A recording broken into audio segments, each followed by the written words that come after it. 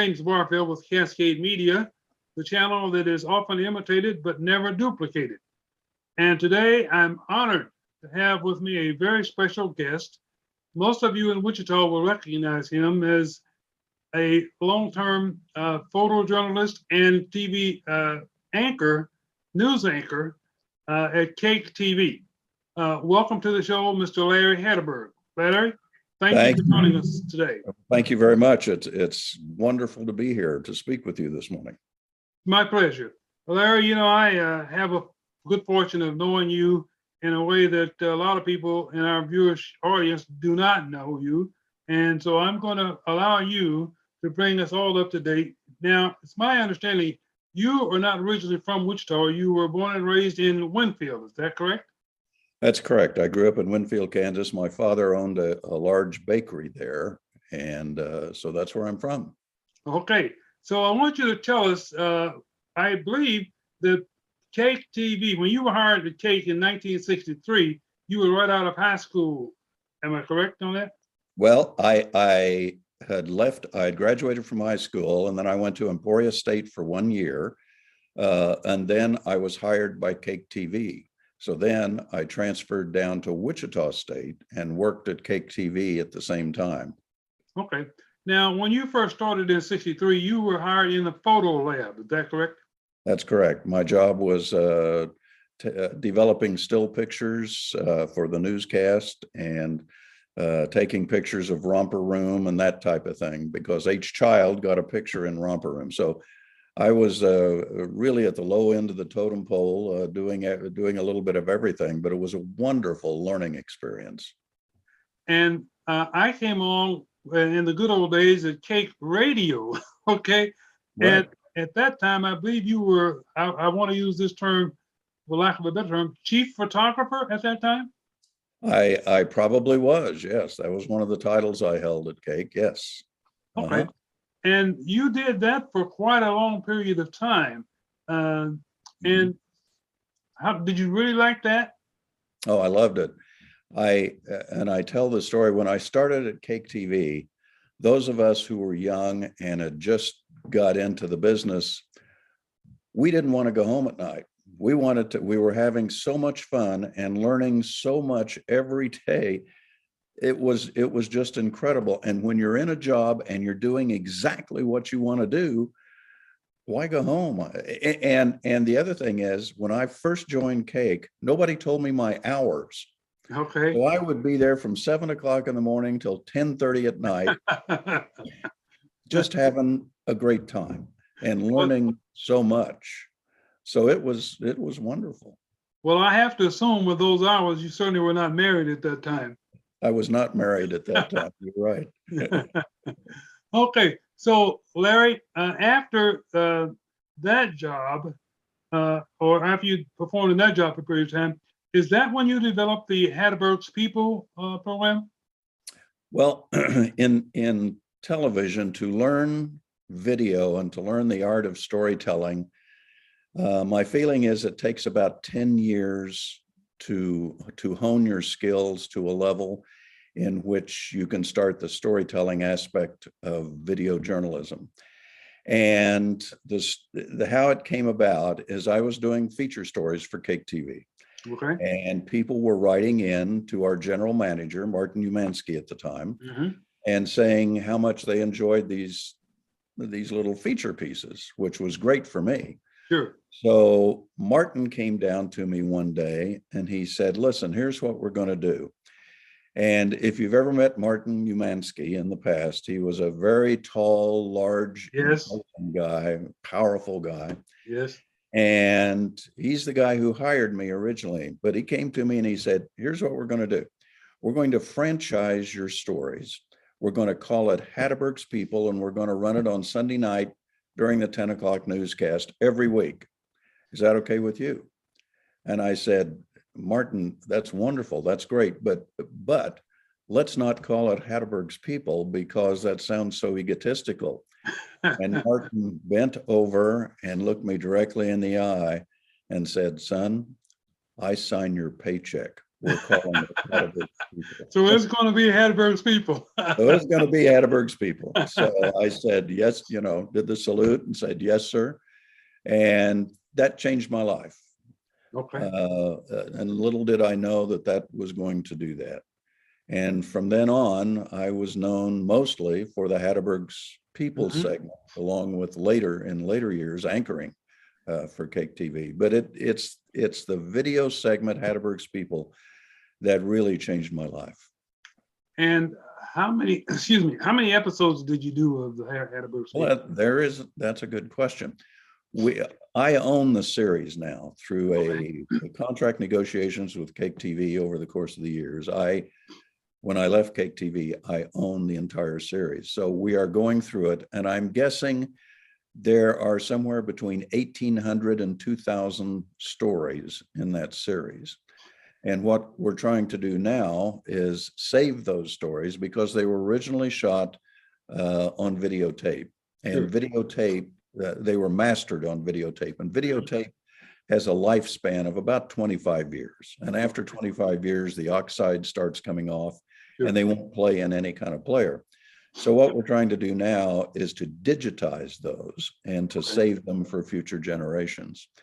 You would be surprised how many calls I get every week, every month from relatives of those who have passed on, who I did a story with, wanting that story because they've never seen it and so on and so forth. So that's what we're trying to do is to save it. So that's what I'm spending a lot of time doing.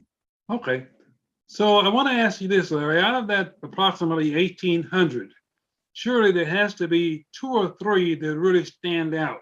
Can you tell me a couple of those stories? Well, one of them was a guy who, again, changed my life.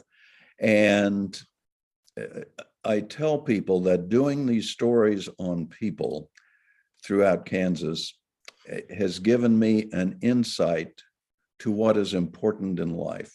And I think at this point in my life, I have a doctorate degree in people and a doctorate degree in life from everything I learned from them. One of the guys was an old man who lived in a hole in the ground for 30 to 40 years up in Bonifant County, Kansas. His name was Ernie Dittemore. And when I met him, he was absolutely the dirtiest man I had ever seen in my life. His face was caked black with dirt. He smelled of high heaven.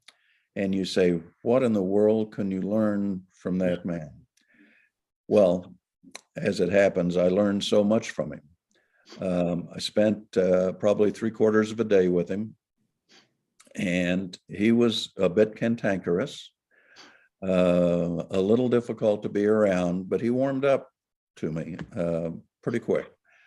And I was talking with him and I said, I'm guessing you don't have to live like this. He lived in a 4 by 10 foot hole in the ground. Okay. Completely surrounded by dirt with kind of a piece of tin over the hole. And he said, no, I don't have to live like this. I want to live like this. And I said, therein is the question. Why would a guy want to live in a hole in the ground? And to make a story short, he looked at me and he said, hey, you ever watch sunrise? I said, no, Ernie, I'm pretty busy. I don't have time to watch the sunrise. And he said, you know, boy, every morning I get up and I watch the sunrise. And he said, as the sun gets a little higher in the sky, I got these critters that'll come in and I got names for every one of them. He said, I got these 3 deer that'll eat right out of my hand. Did you ever look in the eyes of a wild thing? I said, no, Ernie, I haven't. He said, there's nothing like it. And he said, then the sun gets a little higher in the sky. And then sometimes I like to take my hand and I like to dig it deep into the earth and feel the dirt between my fingers. And then when it rains, I watch the rain on the leaves and the flowers and on the side of the tree.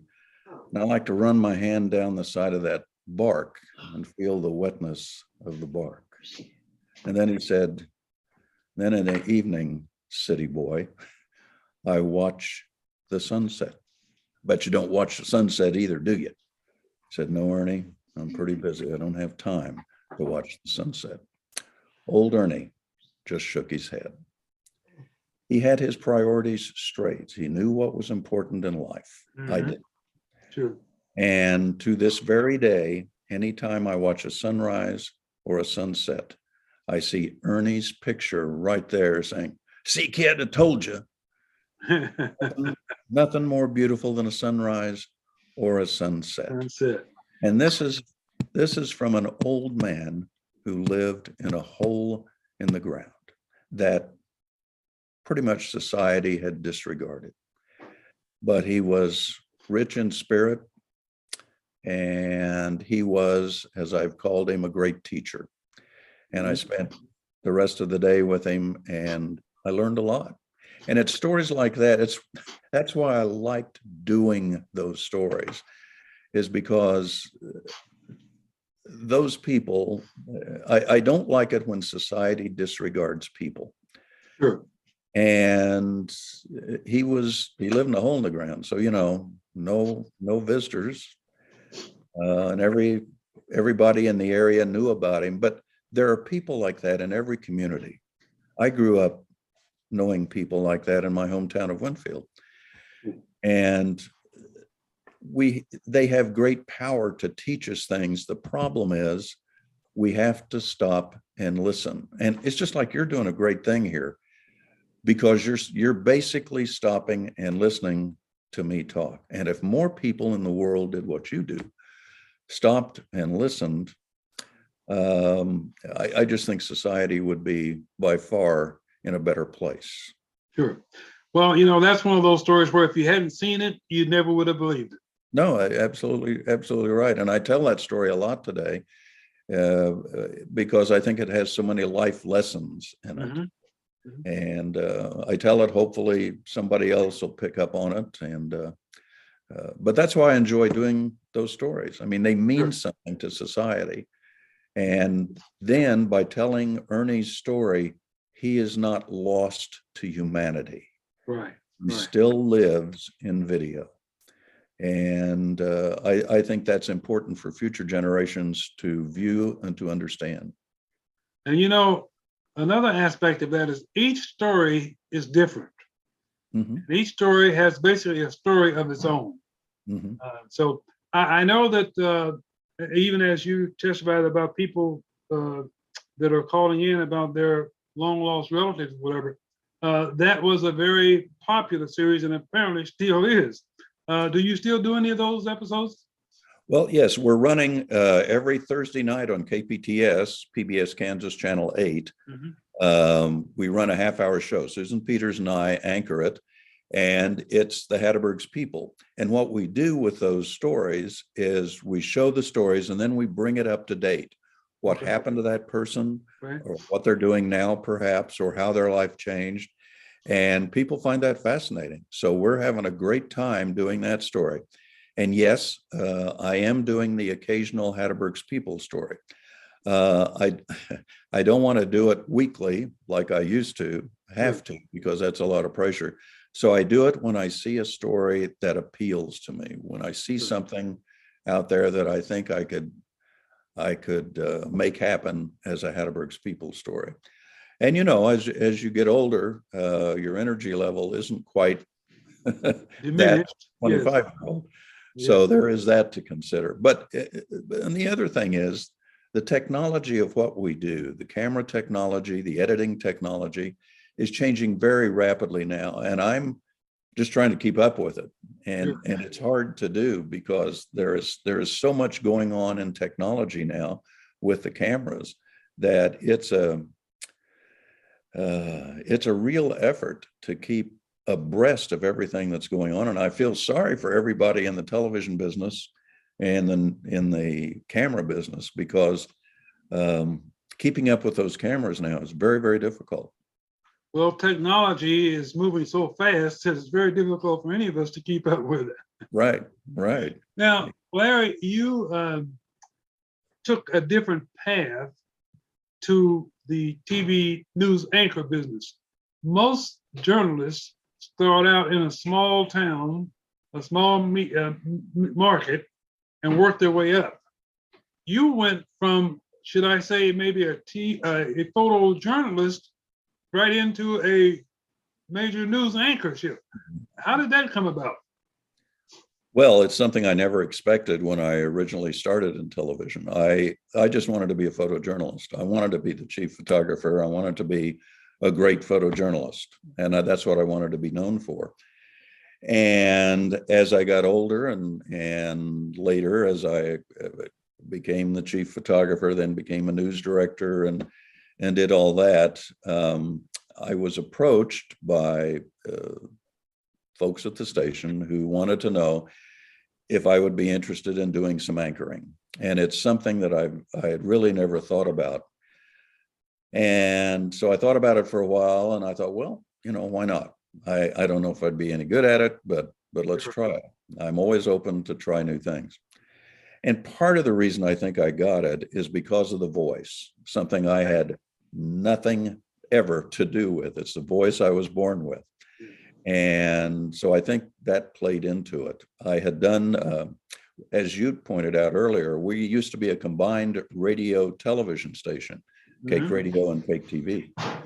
And so in those early days, when I first started, I was also doing radio news in the evening. I had a little 6-hour shift in the evening where I was doing radio news. And nobody knew who was listening knew that it was this skinny kid who, had just started because of the voice. Sure. So anyway, back to the anchoring. So I started anchoring. And when I started, I wasn't much good. I wasn't very good at all, but I'm a quick study. Okay. And so I learned from other people. And that was the thing about KAKE TV always, is no matter at what level and when I started, I had great mentors. I had people who would take me aside and say, look, Larry, you're failing at this, but here's how to correct it. And so all through my career, those great people would saddle up to me and give me great advice.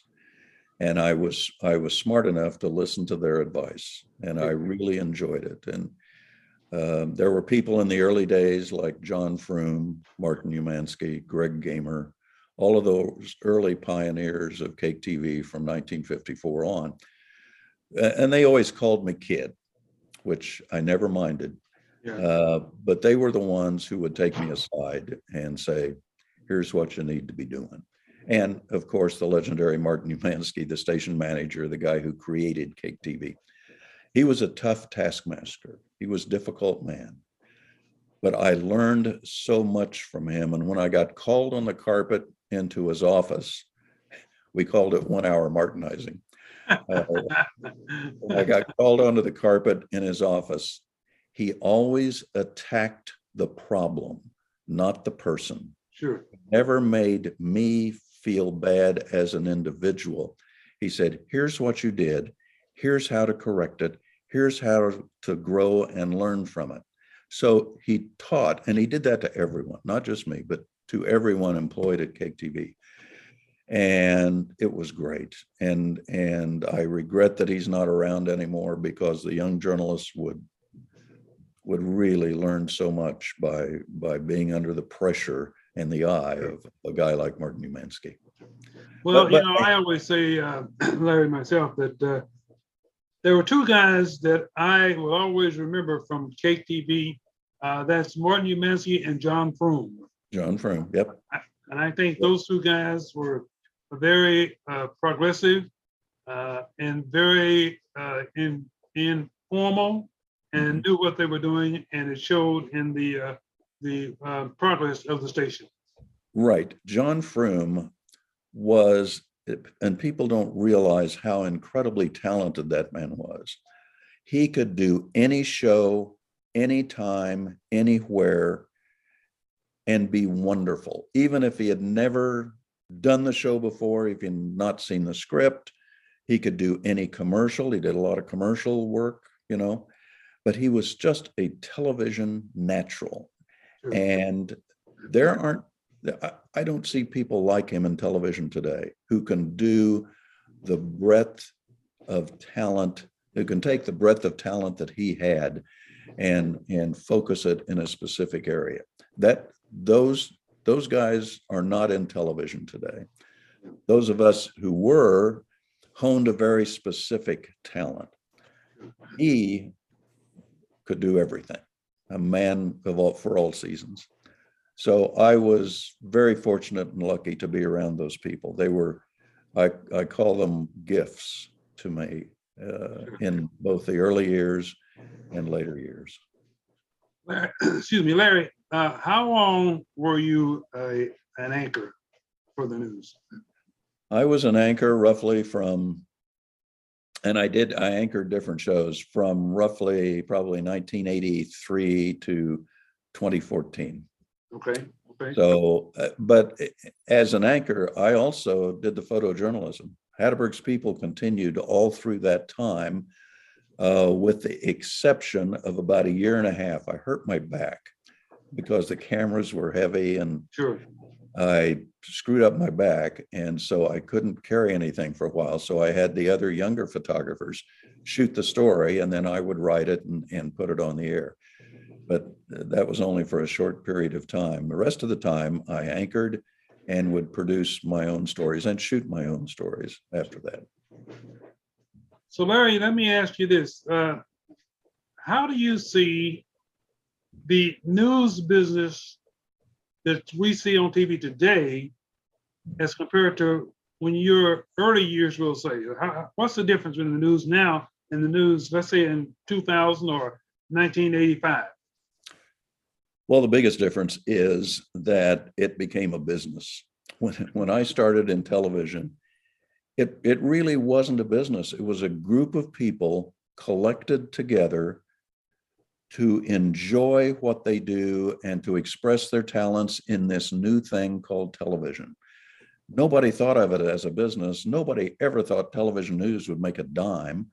And so people just got in it to have fun. And now it's a corporate business where, and I feel bad about that, where profit is paramount in these businesses. But there really isn't a vision anymore of what television should be. When in the thing about KAKE had a vision. It was Martin Umansky's vision. He wanted to do investigative reporting. He wanted to find out what was going wrong in the community and then use the television station as a vehicle to correct it. I will never forget the series that our investigative reporter did in the early 1970s, and the name of it, and it's a terrible name because nobody understood it, do social preferences constitute discrimination? And we did an investigative report on all the private clubs in Wichita. The facts that they would not allow Blacks, Lebanese, Asians, and others in their clubs at all. You could not be a member of any, if you were of that race, you could not be a member of any Wichita private club. We did the series. And after we did the series, all the clubs opened up in Wichita. I was never so proud of a television station in my life.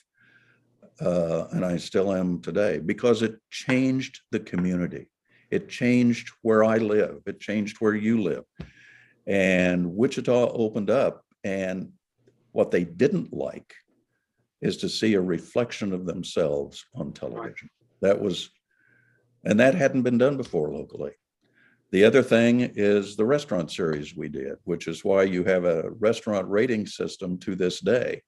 We went in the kitchens of many restaurants across Wichita, and what we saw made you really not want to eat there. And so as a result of that series, the restaurants cleaned up their act, and they now have regular inspections, and that changed Wichita. That's the kind of thing that television stations should be doing. The problem today is to do that is very expensive. because you have to take a reporter, an investigative reporter, and you have to say, here's what we want you to investigate. We'll see you in 6 months or a year. And because the budgets are so tight, television stations can't do that. They can't have a reporter go off on his own for 6 months or a year. Right. So if you look at the local level, we have very minuscule investigations going on because it costs too much money. You have to allocate photographers, you have to allocate an investigative reporter who now really has to be an attorney, a lawyer, in addition to a journalist. And it's just very expensive. So Martin Umansky and KAKE Television in the early days had this vision of what a television station could be. Today, that vision, I think, is making a profit. The television station, the newsroom particularly, has to make a profit. And that's all well and good. And I totally understand that. And I get that. Yes, you have to make a profit. But we're missing the visionaries. We're missing the people who can look above the accounting page and say, okay, now we're making money.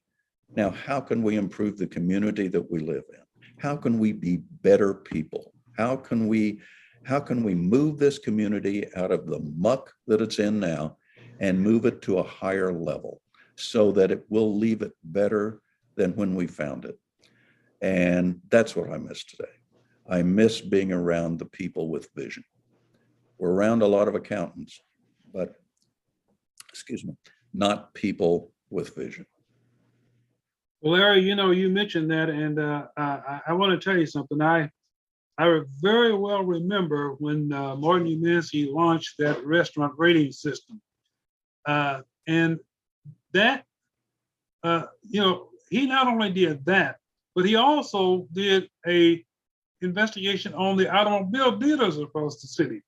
Now, yes, he did those things where others wouldn't attempt because they were afraid of losing the advertising revenue from those very businesses. He didn't care. Oh, he didn't. He felt the public had a right to know, and that was what his business was about. Yeah.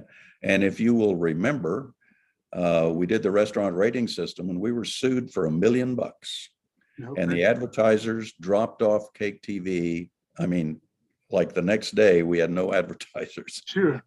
And the board at KAKE TV went to Martin and said, Martin, should we be doing this? And Martin told the board, and as you know, because you know Martin, very strong person, he said, all those advertisers will be back. Mm-hmm. They did come back. And we also won the $1 million case. Okay. So that was a good thing. But you have to have someone like that who will be able to stand up to a board, even though the board's saying, hey, we're just losing our advertisers, to come back and say, it's okay. By doing these type of investigative stories, those people will soon understand what's going on in the community, and they will be back. Sure. Because they need to advertise their product on a television station, and they will respect us later. Maybe not tomorrow, but sure, later. Sure. That segment of the restaurant reporting is now been picked up by the Wichita Eagle. Yeah. And every Friday they issue a report of the restaurants that have been inspected, and then reports. And I tell you, some of those reports are stunning. Well, I'm like you. I read those things too, and it is. And every time I read them, I think back of our investigative reporter was Charles Duncan, and I would follow him many times in the kitchens, and sometimes he would shoot his own video. But that's where that all came from. And Charles Duncan, that's the name I was trying to think of. Charles had a reputation as being one of the best investigative reporters in this part of the country, not only in Wichita, but in this part of the country. Absolutely. And when he left KAKE TV, and I was sad to see him go, he went to WFAA in Dallas, which is a huge television station, yes, and did the same thing down there. So he was one of a kind, and we missed him. We've had plenty of good investigative reporters since then. But Charles was one of the best. Well, Larry, I want to thank you once again for spending some time with us today.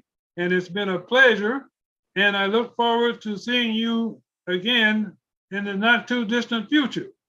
Well, thank you very much. I appreciate that. And it's very kind of you to offer to do this with me. And you know, what you're doing too is kind of the same thing that I was doing, a little different, but kind of the same thing, because you're talking to people all over Kansas, all over Wichita, and you're saving those as a historical archive. And, you know, years from now, you will have this wonderful historical archive of real people doing real things and talking about their life in Wichita. And so I urge you to save these, because they will become important to researchers in the future. They will become important to people who want to know what this generation of people will like, what we thought about, what made us laugh, what made us cry. And your work will continue that. And I wish you the best of luck, and it's been a joy to be here. Look, it's been my pleasure, Larry. Let me say this. If I could be just 1/4 as successful in doing this as you were, I'll be satisfied. Well, you're off to a great start. I congratulate you. Thank you very much. Appreciate it. Larry, you have a good day. I've enjoyed having All right. you. Thank you very much. Good thing. Bye-bye. The program is brought to you by the Kansas City Business Association.